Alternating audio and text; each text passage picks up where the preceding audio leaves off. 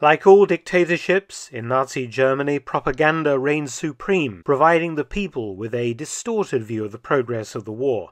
Always on the lookout for positive news stories and fresh heroes, Dr. Goebbels' propaganda ministry and the propaganda departments of all three armed services often plucked servicemen from obscurity on the basis of military reports of their acts of bravery or meritorious service, and turned them into national heroes. By the time of the D-Day landings in June 1944, Germany desperately needed fresh tales of heroism to stir the war-weary populace to yet more sacrifices for the Führer. Though the Battle of Normandy ended up an unremitting disaster for Hitler, the Navy actually provided a fresh hero and some good news for Berlin. The only problem was, did they seize upon the right hero? The U-boat campaign in the early part of World War II gave the Allies really serious problems. With ingenuity and scientific advances, however, by 1943 Hitler's U-boats had been greatly diminished in striking power, but the Germans never paused in trying to create new and ingenious submarines and other naval weapons to contest Allied control of the seas.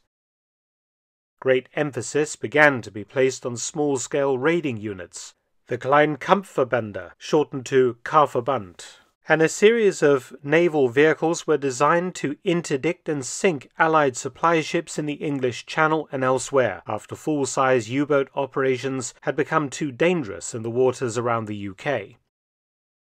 A lot was learned from the Royal Italian Navy, which had pioneered small-scale naval raiding and its equipment, including the two-man human torpedo called the Maiale, or Pig, that proved extremely useful in Italian operations in the Mediterranean against British warships.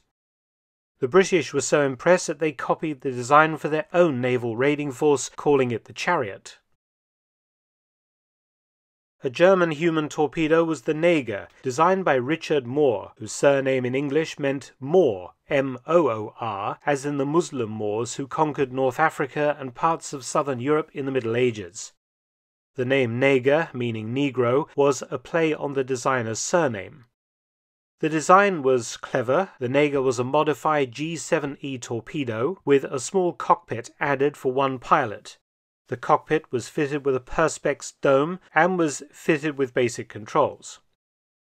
Navigation was via a wrist compass worn by the pilot, and he also wore a Draeger breathing apparatus to supply oxygen. The Neger's nose had a spike sticking up, and the pilot aimed at his target by lining up the nose spike with a graduated scale marked on the Perspex dome. Slung beneath the Neger was the second G7E torpedo, and the pilot could launch this by activating a lever that would start the torpedo motor and launch the weapon. The Neger could not dive like a submarine. Instead, it was trimmed so that only the Perspex dome was out of the water. The weapon was too small and quiet to be found by Allied surface radars or underwater sonar or hydrophones.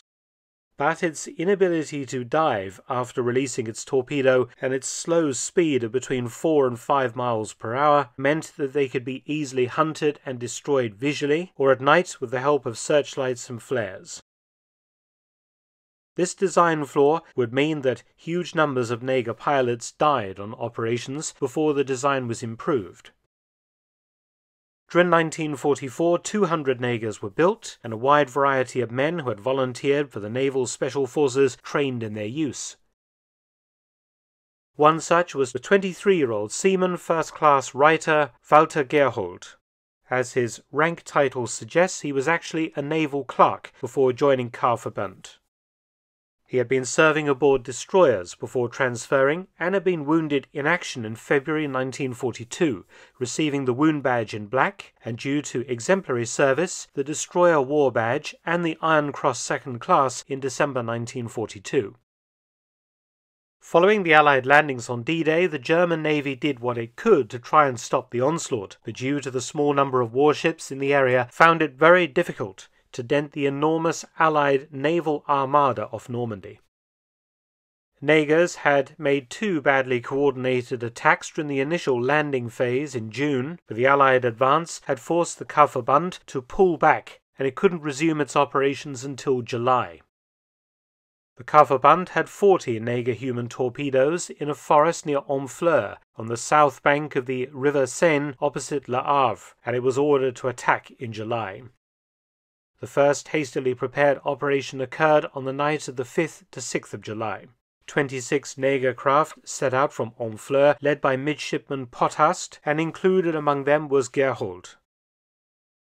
An Allied convoy had been identified by the German radio listening service, the supply ships protected by a screen of modified landing craft and some minesweepers, as well as some proper warships.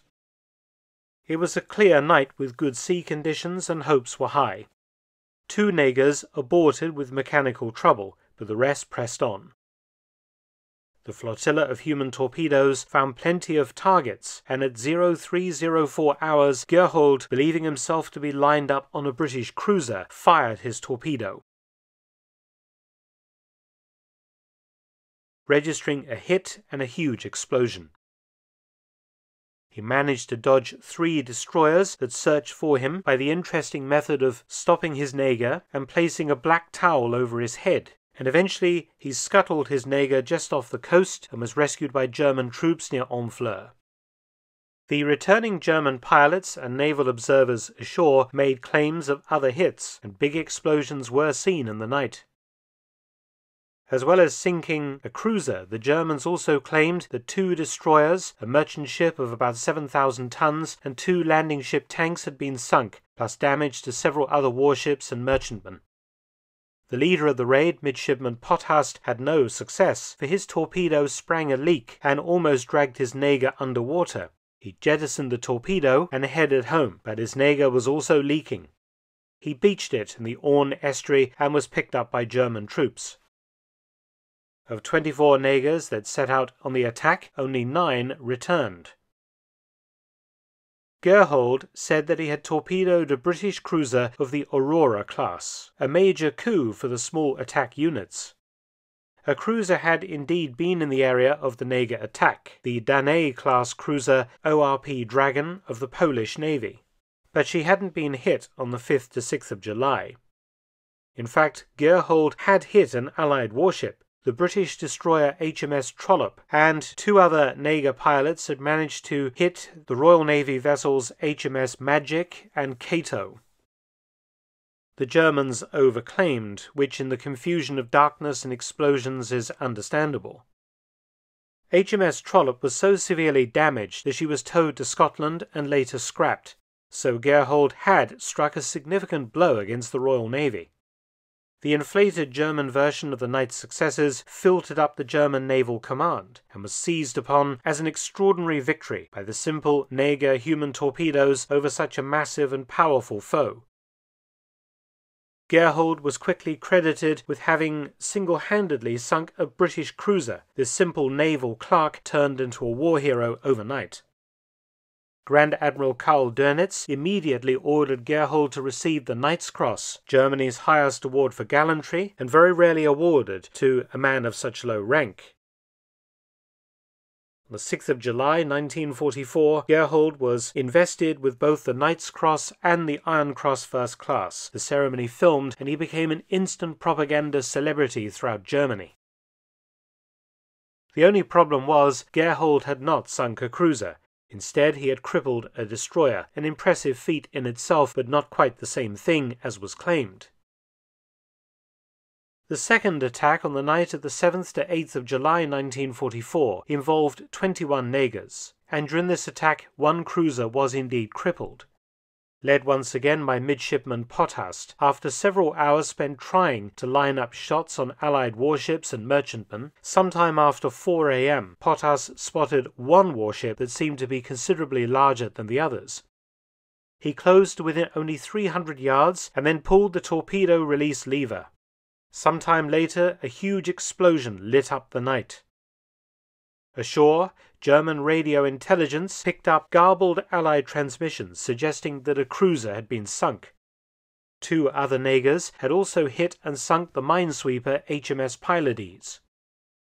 Pothast became very disorientated after the successful torpedoing of the cruiser, and he became lost. he fell asleep due to extreme fatigue and was awakened by machine gun bullets hitting his machine, shattering the Perspex dome and wounding him in the arm. The Naga began to sink, but Potthast struggled free into the sea and was rescued by the crew of the minesweeper HMS Orestes and taken prisoner, one of several Naga pilots who were captured that night.